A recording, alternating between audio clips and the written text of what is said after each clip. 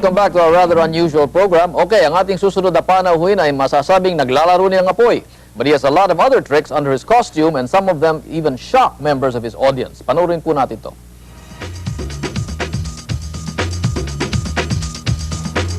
Marami ang namamangha tuwing napapanood ang palabas ni Virga Dalton sa mga club. Malakar na balumano ang bawat pagtatanghal ni Virga dahil sa kanyang sari-saring talento, tulad ng pagkain ng apoy at bubog, paghiga sa basag na mga bote, pagiging target ng tinatapong darts, at marami pang iba. Aminado si Virga na bata pa lamang siya ay mahilig na siyang manood ng mga palabas sa perya, kung kaya't nagsumikap siyang pag-aralan at pagbutihin ang mga natututunan niya rito. Pagkatapos ng matagal na pag-iensayo, nasigurado rin ni Virga na magiging kakaiba ang kanyang pagtatanghal. Halos gabi-gabi, ipinamamalas niya ang kanyang kakayahan na ang tanging puhunan ay sariling dugo at pawis. Para sa Dong Pulo Live, Mon Ilagan.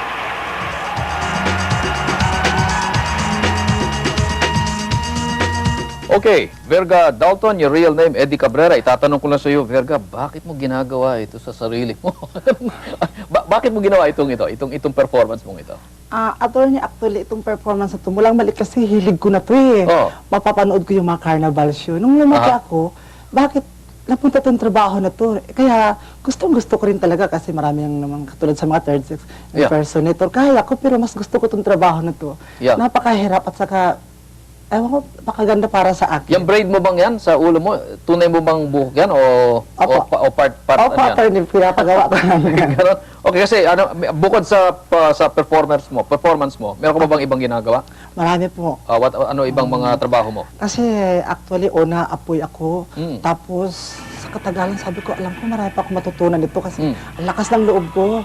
Napag-aralan ko yung bubog. Kahit yung bubog, kahit hindi masyado matulis, pag tinamblingan ko, durog. Tapos ng likod ko. Pambihira. Pero ibig sabihin, bukod dito sa pag-perform mo dito, meron ka ba bang ibang trabaho? Meron ka bang, may negosyo ka ba? May profession ka ba? Nagpa-parlor ako. Ganon. So, saan ka ba talaga nabubuhay? Dito sa performance mo o sa parlor mo? Mas malakas ako sa performance ko. I see. Okay.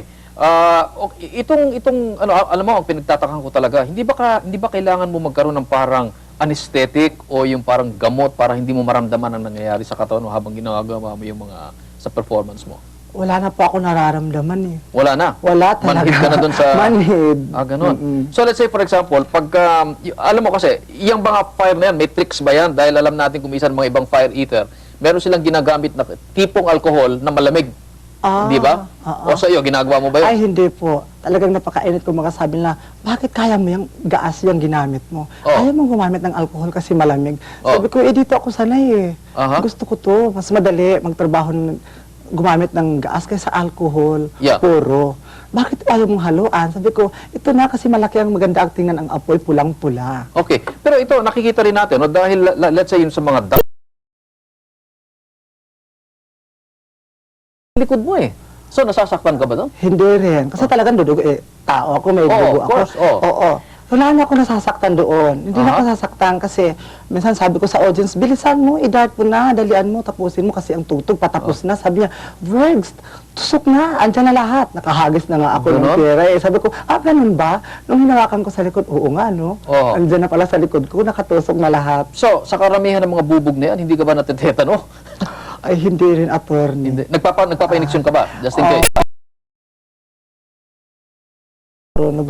Nagpa-inject lang ako ng anti-tetanus, pang sigurado lang. Pag sigurado lang. Pero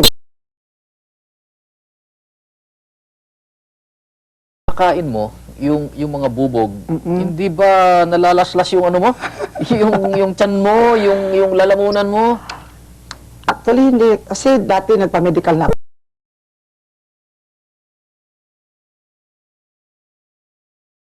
May nalunok akong maliliit. Yung parting malaking bubog, sa kakatambling-tabling ko, tatalsik na yun. Kinukuryo ko na kasinsuyo ko, hindi kasi malalaki masyado yun. Yung maliliit talagang nalulunok ko. Kaya pagkatapos ko mag-perform, pasok ako doon sa may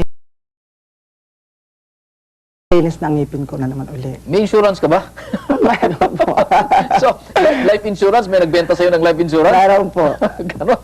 So, hindi naman sinabi ng uninsurable ka dahil sa occupation mo. Sabi nila sa akin, Birds, magpa-insured ka kaya kasi dahil sa trabaho mo. Oo. Sa kanya, may is din ako. Okay. Alam nyo, ito tatanungin din ng mga ibang tao. Hindi ba medyo sadista itong mga audience mo na gusto lang makita ito nangyayari sa'yo? Ano bang tipong tao ang nanonood dito sa mga performances, mga show mo? Halo, pero kadalasan walang bata. Walang bata? Walang Okay. bata. Mhm. Sa malalaki na, at saka marami nagsasabi, nakakatakot yung show mo, pero ang Oo. galing. Kakaiba kasi. Right. Pambihirang tao makakagawa ng ganyan. Sabi ko, ako mismo bilang isang third six, Aha. akala ko hindi ko magagawa, kaya rin pala namin to. Alam mo, meron pa ako nabasa dito sa biodata mo na pati yung buko, binubuksan mo sa pamamagitan ng ngipin mo rin. Opo. Ginagawa mo rin yun. Saka electric fan. Anong ginagawa mo sa electric fan? Hanggang number 3, kaya kong kagatin yun. Umaandar ng mabilis.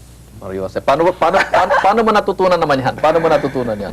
Yung nagko-concentrate lang po ako kasi sabi ko, marami na akong alam. Ano pa kayang alam ko? Aha. Pag oras tulog yung mga tao, papaandarin ko electric, buksan ko yung screen niya.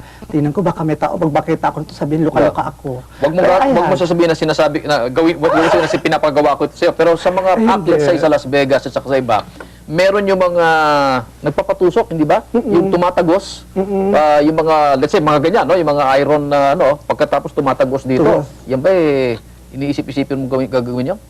hindi pa kasi, hindi natin alam kasi tulad nitong pagbububog pa ako. Yeah. Hindi ko naman akalain na ngayon pala, magagawa ko na. Aha. Baka kabalang araw darating na naman yun kasi hindi ko akalain yung mga dumating sa buhay ko ngayon. Yeah. Magagawa. Ikaw ba'y na-contact na ng mga, let's say, mga recruiter para sa Las Vegas o sa Tahoe, sa Nevada para sa mga ganitong? So, dahil marami mga show na gaya nito. Sa mga... Wala pa po kasi actually kararating ko lang galing akong Saipan, nag-Saipan Oo. ako. Pero Saipan nakapunta ka na? Oo, bali 1 year lang. Dumating ako nung July 16. Oo. July 19 ganun. Dumating ako dito sa Pilipinas. Ayan, show agad ako uli. Kasi Okay. na-discover lang ako para mag-Saipan sa pag-show ko rin. Okay. Okay ako, natatakot na ako to kasi sa ating next event, gagawa ka ng mga trick mo dito, ha? Mag-ingat lang tayo dito, ha? Pagbalik mo natin. Yung merong isang reported na medical entity na sinasabi, si syndrome, it's a supposedly yung congenital. Napanganak sila na walang pandaman ng pain, ng sakit. Hindi nag-develop yung pain nerve endings nila. Supposedly, malamang yun ang paliwanag, no? Maaaring paliwanag, hindi niya nararamdaman yung sakit. Kaya kayang-kaya niya. Yung isa pang sinasabing explanation, na-hypnotize nila yung sarili nila. Nakaka-attain sila ng certain state na supposedly namamanhid o yung ano sila, hindi nila pinapansin yung pain.